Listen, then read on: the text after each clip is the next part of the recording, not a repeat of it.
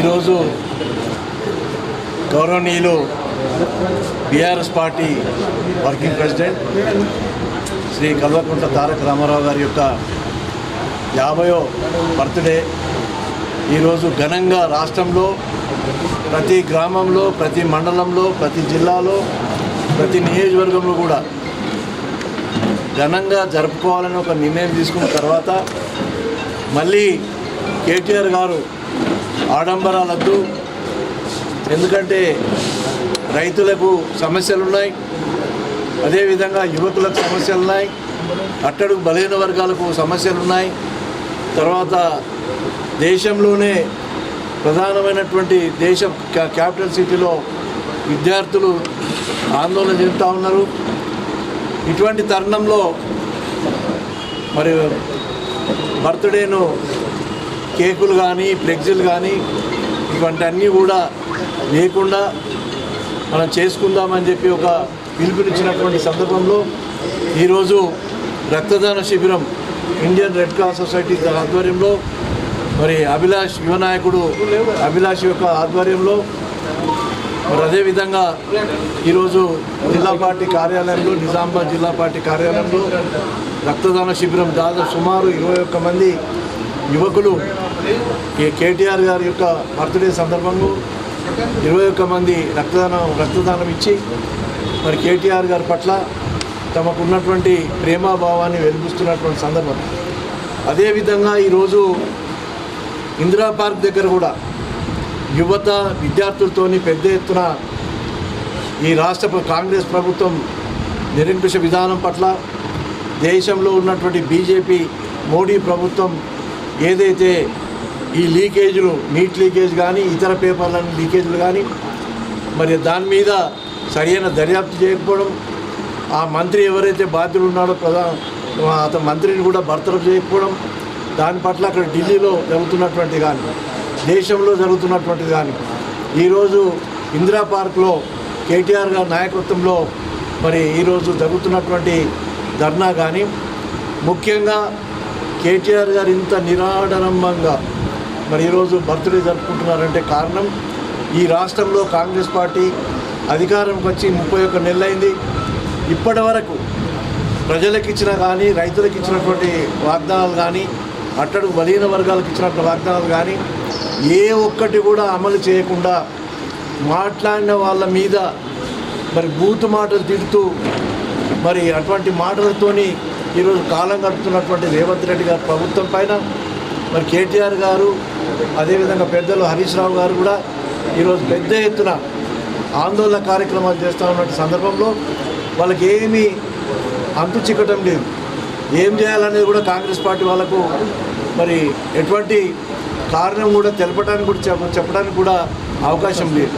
అటువంటి సందర్భంలో ఈరోజు మొన్నటి వరకు అయితే మరి 1,00,000 క్యూసెక్ల వాటర్ ఏదైతే గోదావరి నదిలో మరి మేడిగడ్డ దగ్గర నీళ్లు ప్రవహించినాయో రైతాంగానికి ఒకవేళ ఇచ్చినట్టుంటే మన నిజామాబాద్ జిల్లా కూడా నిజాం సాగర్ కూడా హల్దీవాగ్ ద్వారా మరి నీళ్ళు వచ్చి పంటలు పండటానికి ఎంతో ఇబ్బంది లేకుండా ఉండేది.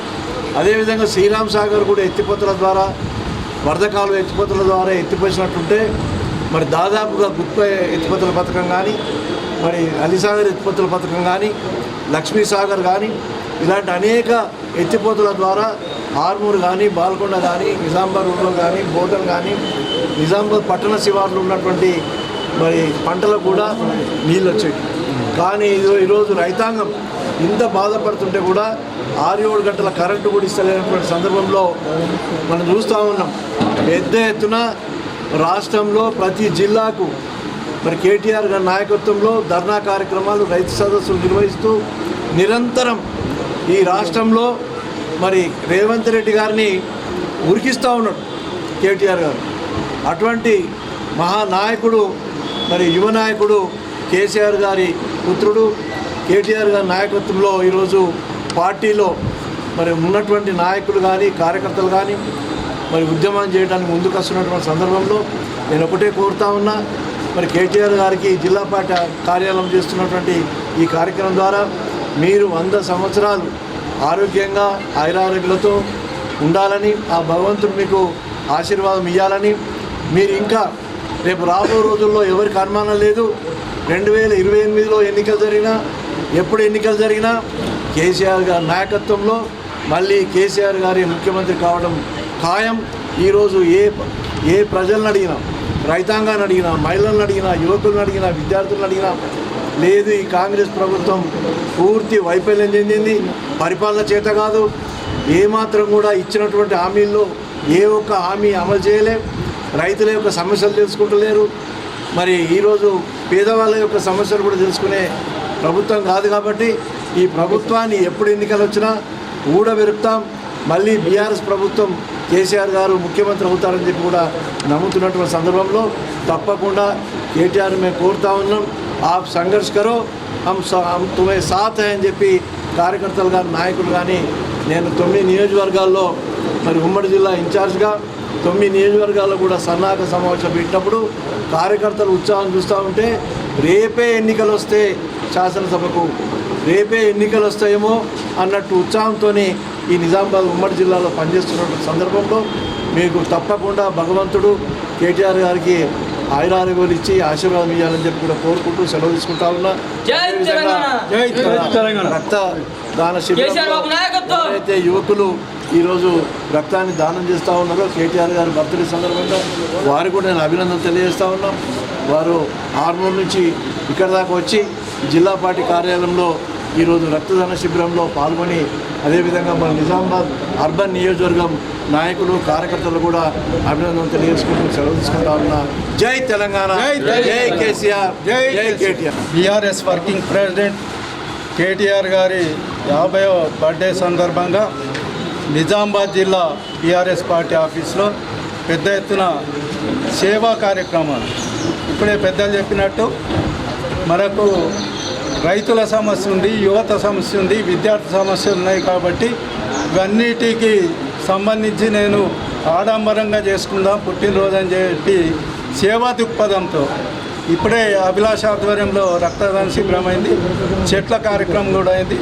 అట్లాగే అర్బన్ కాన్స్టిట్యూన్సీ ఆధ్వర్యంలో పండ్ల పంపిణీ కూడా జరుగుతుంది. కాబట్టి మరి కేటీఆర్ తనయుడిగా ఉద్యమంలో మరి వెన్నంటుండి ముందున్న వ్యక్తి కేటీఆర్ గారు. అట్లాగే 9.5 సంవత్సరాలు ప్రభుత్వం నుండి ఐటీ మినిస్టర్గా, ఇండస్ట్రియల్ మినిస్టర్గా, మున్సిపల్ శాఖ మంత్రిగా మన స్టేట్లోనే నంబర్ 1గా తీర్చిదిద్దిన వ్యక్తి కేటీఆర్ గారు. ఎన్నో మరి ఇండస్ట్రీస్ తీసుకొచ్చిండు, 21 డేస్లో వాళ్ళకు అనుమతులు ఇచ్చిండు, ఐటీ హబ్లు నెలకొల్పిండు, డిస్ట్రిక్ట్ యువతకు ఉద్యోగాలు ఇచ్చిండు, ప్రభుత్వ ప్రైవేట్ రంగాల్లో కొన్ని లక్షల ఉద్యోగాలు ఇచ్చిన ఘనత మన కేటీఆర్ గారికే దక్కుతుంది నేను సందర్భంగా తెలియజేస్తూ, అట్లాగే హరితహారం కానీ, చెట్లు నాటు కానీ, గ్రీన్ ఫ్రైడే కానీ, సండే 10 కానీ కార్యక్రమాలు చేసిండు. మేము జడ్పీ చైర్మన్ ఉన్నప్పుడు ప్రతి ఒక్కటి ఫాలో చేసినాం. ఆయన ఎట్లా చెప్తే అట్లా ఈ కార్యక్రమాలన్నీ ఆ రోజు చేసిన రోజులున్నాయి. అట్లాగే మరి ఈరోజు మరి రేవంత్ రెడ్డికి ఒక ప్రతిపక్ష నాయకుడిగా ఒక సింహ స్వప్నంలాగా మరి ప్రతి ప్రజల సమస్యల మీద, రైతుల సమస్యల మీద, నిరుద్యోగులు, యువత సమస్యల మీద, విద్యార్థి సమస్యల మీద ముందుకొచ్చి ఉద్యమం చేసి రేవంత్ రెడ్డికి సింహ స్వప్నంగా చేస్తున్న మన కేటీఆర్ గారికి మరొక్కసారి ఈ సందర్భంగా జిల్లా తరఫున బర్త్డే శుభాకాంక్షలు తెలియజేస్తూ ఆయన ఆయురారోగ్యాలతో నిండు నూరేళ్ళు ఉండాలని, భవిష్యత్తులో ఉన్నత శిఖరాలు ఆశించాలని సందర్భం తెలియజేస్తూ ముగిస్తున్నాను. జై తెలంగాణ. నిజామాబాద్ జిల్లా అధ్యక్షుడు జీవన్ రెడ్డి గారి ఆదేశాల మేరకు ఈరోజు ముఖ్య అతిథిగా బీఆర్ఎస్ పార్టీ యువత విభాగం ఆధ్వర్యంలో కేటీఆర్ గారి జన్మదినం సందర్భంగా రక్తదాన శిబిరం ఏర్పాటు చేయడం జరిగింది. దానికి ముఖ్య అతిథిగా సీనియర్ నాయకులు మా నిజామాబాద్ జిల్లా ఇన్ఛార్జ్ అయినటువంటి విజయగౌడ్ గారు, మరి డిప్యూటీ చైర్మన్ గారు, నిజామాబాద్ జిల్లా సీనియర్ నాయకులు, మరి యువకులందరూ పెద్ద ఎత్తున ఈ కార్యక్రమంలో పాల్గొనడం జరిగింది. ఈరోజు శుభదినం. ఎందుకనంటే తెలంగాణ జాతి గర్వించదగ్గ ధైర్యశైలి అయినటువంటి కేటీఆర్ గారు జన్మదినాన్ని జరుపుకోవడం చాలా సంతోషంగా ఉంది. ఎందుకంటే కేటీఆర్ గారు ఒక రాజకీయ నాయకుడే కాదు, యువతకు స్ఫూర్తి నింపే ఒక శక్తి. అటువంటి నాయకుడు పుట్టినరోజు జరుపుకోవడం చాలా గర్వంగా ఉంది. యువతకు మార్గదర్శకులు.